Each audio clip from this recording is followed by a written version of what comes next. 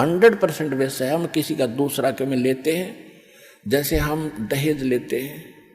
अब गरीब आदमी अपनी बेटी को पराई करने के लिए, सामने वाले उस भेड़िए का मुंह बंद करने के लिए चाहे कुछ भी करना पड़े, बेटी पराई करनी है, ऐसी समस्या उसके सामने होती है।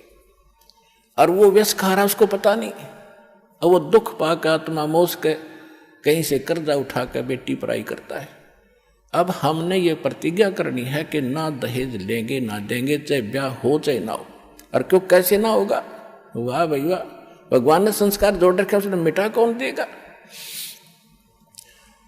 वो तो जबरदस्ती होगा, ना चाहते हुए भी होगा।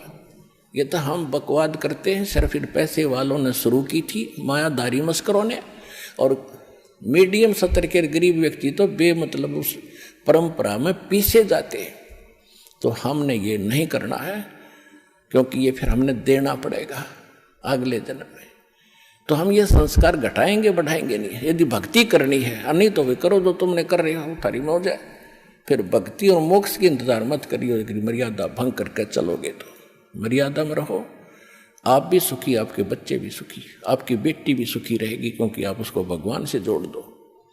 जब भगवान साथ होगा तो उसकी कमी किस चीज़ की रह जाएगी? जब नितर भक्ति सच्चे मन तक करेगी, वह लगन से रहेगी, मर्यादा में रहेगी, अगले कुल को भी सुधार देगी हमारी बेटी। जा करके उनको विवश होना पड़ेगा उसकी साधना को और उसकी नेचर को देख करके। तो इसी प्रकार ये प्रचार होगा।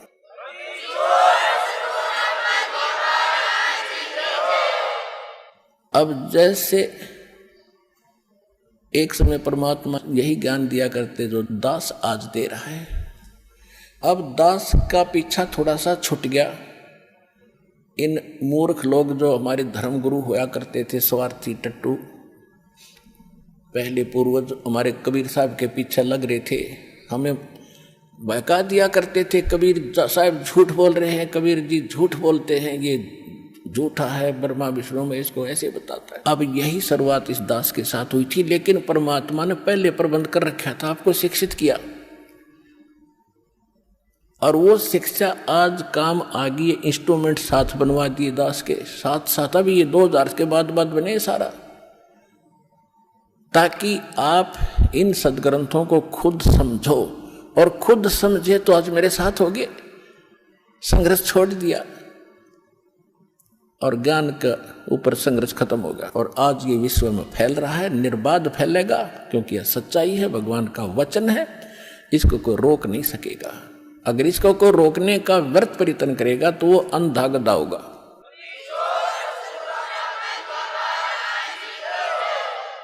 एक अंधा गधा था और रेल की पटरी के बीच में खड़ा था। उधर से ट्रेन आ गई, कुछ दूरी पर थी। उसने सोचा, अंधे गधे ने, कि ये तेरी तरफ कोई आ रहा है तुझे डिस्टर्ब करने के लिए, और गधे के पास अपनी 2 लात हो आगे पिछली, कोई उसको डिस्टर्ब करता है तो उसका दोनों लात ठोक्या करो। तो उस अंधे गधे ने देखा कि इस साइड से कोई गड़बड़ है, जिधर से ट्रेन आ रही थी उसी तरफ पैर कर लिए पिछले,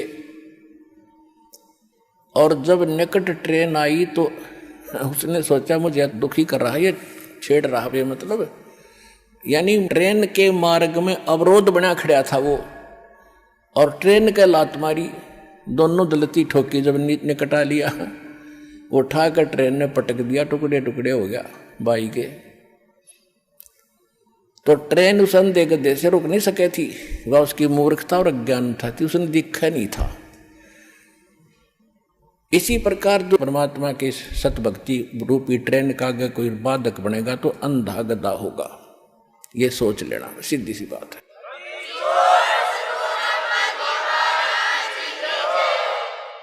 तो पुण्यात्मा हमारे साथ समर्थ है, हमारा उद्देश्य किसी का बुरा करना नहीं है, स्वप्न में भी नहीं सोचते हम किसी का बुरा।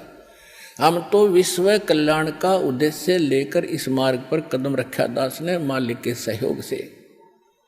उन्हीं का वचन है कि पूरा विश्व में ये ज्ञान फैलेगा, कबीर साहब रहेंगे, सतनाम सब जाप करेंगे, और पूरा विश्व एक होगा। ये सीमाएं देशों की समाप्त हो जाएंगी, टुकड़े में अलग से व्यवस्था अलग बनी रहेगी। हम सब एक परमात्मा के बालक हैं। हिंदू, मुस्लिम, सिख, ईसाई जितने भी प्राणी हैं, जीव हमारी जाति है, मानव धर्म हमारा। हिंदू, मुस्लिम, सिख, ईसाई धर्म नहीं कोई नारा, हमारा ये नारा है, हमारा ये उद्देश्य है। और ये भगवान ने कह रखा है कि ऐसा होगा जब हम भगवान के लिए तो भटक ही रहे हैं, भगवान के लिए हम भिन्न भिन्न बने, कोई ईसाई बना, कोई मुसलमान बना, कोई सिख बना, कोई हिंदू बना। और भगवान जब हमें सामने पिक्चर होगी तो हम भगवान के लिए फिर एक भी बनेंगे, इसने कोई रोक नहीं सकेगा। और शांति होगी, ये आपसी झगड़े खत्म होंगे, धर्म के झगड़े खत्म होंगे, सीमाएं